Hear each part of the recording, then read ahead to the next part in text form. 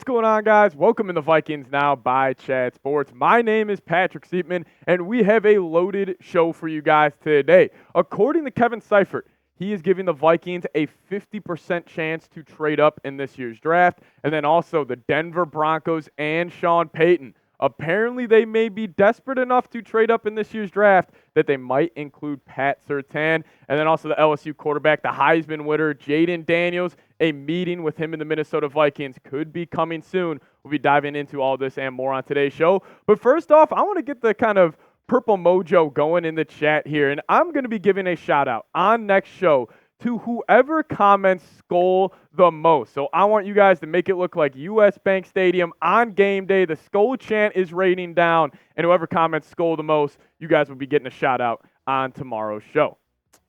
So this was the new report we got from Kevin Seifert. He was chopping it up on KFan, and he said this. He said he's giving the Vikings a 50% chance to trade up in this year's NFL draft. Then he also had some other words following that, where he says the Vikings' preference is to trade up, but to use two words that GM Kwesi Adofo-Mensah and head coach Kevin O'Connell have repeated: Minnesota needs a complicit team to make that trade. And I totally agree with this. Like, obviously, it's going to work both ways here, but let's just say the Vikings can't get a trade done. And the Arizona Cardinals, they want Marvin Harrison. Jim Harbaugh and the Chargers, they want a Brock Bowers or a Joe Alt. And then the Giants want Malik Neighbors, and nobody's willing to allow the Vikings to trade up. I am actually more than okay now with the Vikings sitting at picks 11 and 23 and just drafting BPA. And now I do want to kick it to the Bucky Brooks mock draft here, where he had the draft falling in a very interesting way, where it had Drake May falling. Obviously, it goes quarterback, where the Patriots throw you a curveball and go JJ McCarthy. But then the Cardinals get Marvin Harrison. Joe Alt goes to the Chargers. The Giants want to stay in that sixth spot and take Malik Neighbors. Olu Fashanu goes to the Titans. The Falcons need some more edge rushers. They take Dallas Turner. And then Rome Odunze goes to Chicago. And I think Brock Bowers, no doubt, he's going to be ending up with the New York Jets. And then that leaves the Minnesota Vikings at pick 11 to draft Drake May. And this would be an absolute dream for the Minnesota Vikings. If any of the top four quarterbacks, whether it's May, McCarthy, Daniels, or obviously Caleb Williams, falls to 11, this would be a dream, because then you could use that second first-round pick you have at 23 to go get another, cornerback or defensive lineman. We'll give you guys some options here in a second. But first, I want to kick it to this. Right now, as it stands, JJ McCarthy is currently minus 300 to go top 5 in this year's draft. So I think the Vikings, if they want to land the Michigan quarterback or even the North Carolina quarterback, I still believe they are going to need to get a trade done with either the Commanders, Patriots, Cardinals, or Chargers to go draft the Michigan quarterback. Now, I got this sweet quote and sweet story from Dane Brugler, where he was dropping his beast kind of mock draft, and he wrote up this awesome article and just a sweet story on JJ McCarthy. He says, before McCarthy signed, he was telling other Michigan recruits that if they wanted to party and chase girls, go somewhere else. His class was going to be the one that restored Michigan. And to have that mentality and then actually go achieve it, he's different.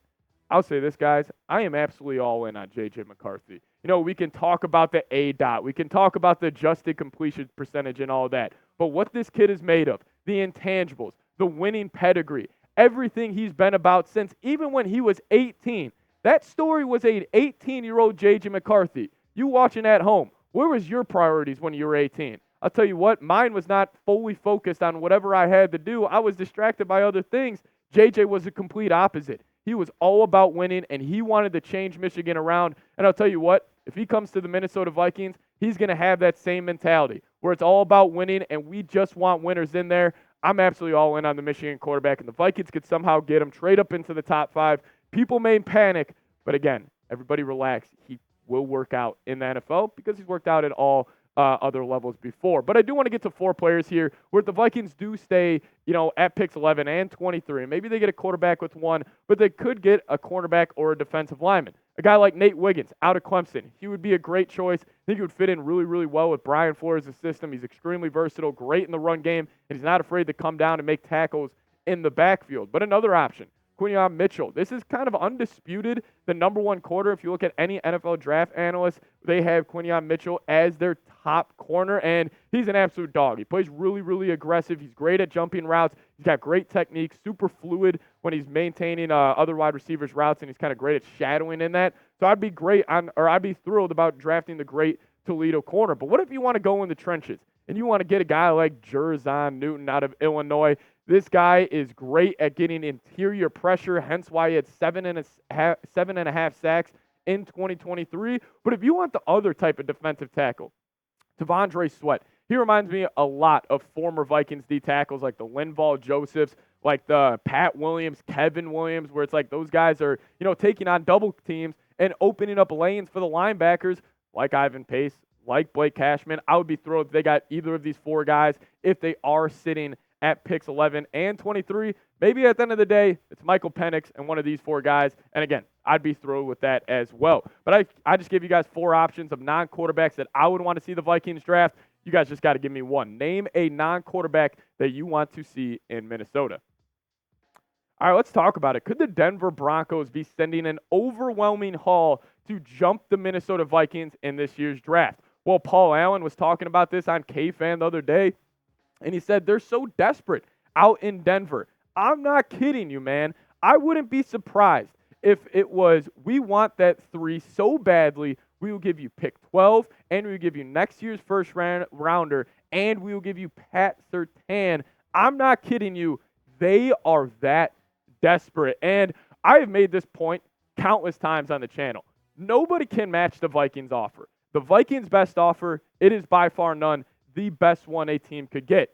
But I'll say this, if the Denver Broncos include Pat Surtain and multiple first-round picks, I think they can match the Vikings offer, even offer a better deal than Minnesota. But let's compare the two draft assets for the two ball clubs. The Denver Broncos obviously have pick 12, and the Vikings got 11 and 23, but they also do have a third rounder, and they also do have a first and a second in 2025. I will make this note, the Vikings also do have 2 fourths and 2 fifths, so I could see them maybe packaging, 11, 23, a first, and a fourth and a fifth if they really want to go up and get their guy. Kwesi already came out and said they're not trading Justin Jefferson, so I really doubt that. But hey, man, if the Broncos could include Pat Surtain, I mean, they can make a hell of a deal. But I still get back to this point. If the Vikings have a guy, whether it's JJ, Drake May, Jaden Daniels, whoever they have top of their draft board as their number one quarterback target, go get them. Don't be scared. You can talk about all the risk. You can talk about all the future draft capital. But if you get a franchise quarterback in the NFL, there is nothing that moves a needle more than that position. The Vikings, I still believe it. If they want to go overwhelming offer, they can still go get whoever the hell they want. Now, we got more around Jaden Daniels here in a second, but first, I got to tell you guys about a sweet deal we have going on right now. And if you guys head to chatsports.com/Vikings jersey, you guys can actually get an Aaron Jones jersey. I promise you this is going to be a hot one at US Bank Stadium on game days. And this would be not my number one jersey that I would want to wear when the Packers come to town or when we go to Lambeau. The revenge game factor with Aaron Jones is going to be awesome. So go get his jersey. Head to chatsports.com/Vikings jersey. Check it out. Really helps us support the show. And I'll put that link for you guys in the comments section and description of today's show. So we got a new report here that the Vikings are meeting with Jaden Daniels, and I think it's a great move. I think the Vikings should be meeting with all of these quarterbacks, and that's actually what Matt Miller of ESPN said early on today. He says the Vikings have scheduled private workouts with 5 of the top 6 QBs, everyone except Caleb Daniels, which I love. Vikings are doing their, due diligence here, and, it's taking the best process of just finding out all about these quarterbacks. But a little pros and cons with Jaden Daniels. I think he's the best dual threat in the class, no doubt about that. And he's great at pushing the ball downfield. You can chalk that up to having elite weapons on the outside like Neighbors and Brian Thomas, but he throws a really beautiful deep ball. Also, he can make something out of nothing. His playmaking ability outside the pocket is fantastic, but that also leads to a con I have. He misses a lot of easy reads, and if his first option is not there, he'll take off and run, and that could get him in some trouble at the next level with obviously just edge rushers being more, athletic. But he has a ton of college experience with 55 games played, but only 1 season of true elite production. This is my number one point. He's 23 years old.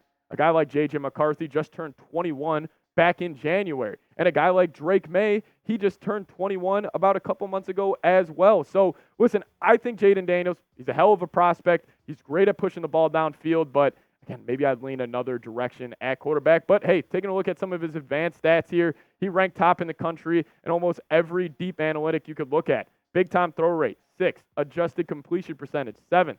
Turnover worthy play rate, tied for 6th.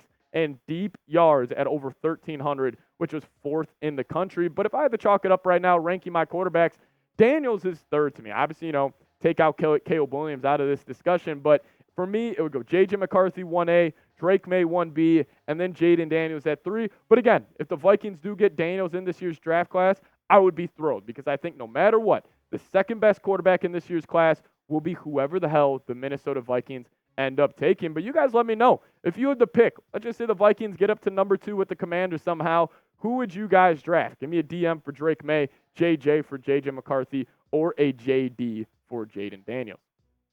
Now, I'm going to be tweeting about the Vikings all throughout the next couple of weeks leading up to the NFL draft. So give me a follow over there. At Pat Sieps is the Twitter handle, and I'll give you guys a follow back. But thank you guys so much for watching. See y'all next time. Let's go Vikes.